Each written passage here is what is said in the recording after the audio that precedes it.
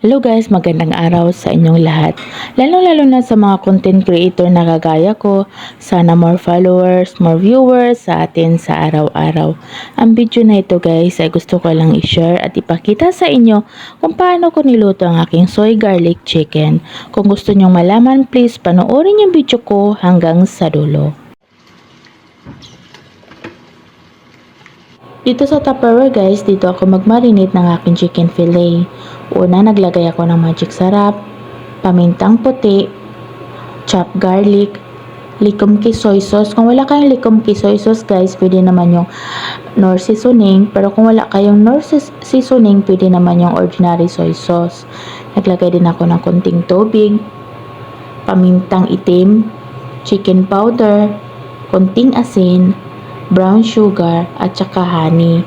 Paghalo-haloin lang nating mabuti yan para matunay yung asin at saka yung asukal. Kapag sa tingin mo na na-mix na mabuti yung ating ingredients na nilagay, saka naman natin ilagay yung manok. I-marinate lang natin to ng mga 2 oras. Pero kung kaya ng 3 oras hindi kayo nagmamadali, mas okay yun. Pero mas okay pa rin na overnight.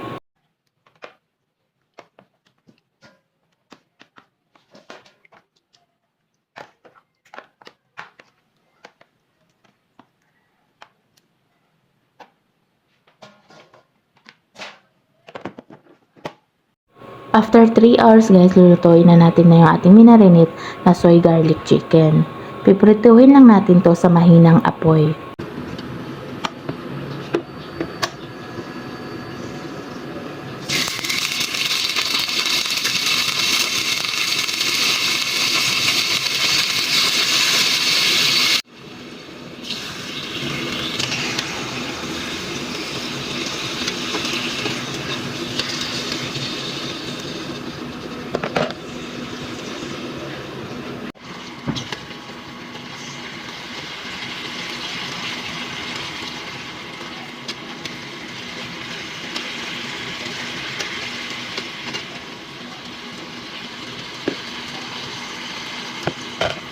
Yung pinagmarinita natin ng manok guys, ibuhos natin dito. Tapos lulutuin natin ng mga 5 minutes lang.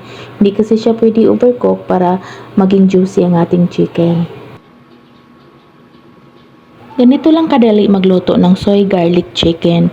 My own version of soy garlic chicken. Thank you for watching guys. Thank you sa walang sawang panonood sa aking video. Sana may natutunan kayo habang pinapanood yung video ko. At sana nag-enjoy kayo habang pinapanood yung video ko. Thank you sa support ang binibigay nyo sa akin. Thank you sa like, comment, share, lalong-lalo na sa star guys. Thank you and God bless sa ating lahat guys. Bye-bye.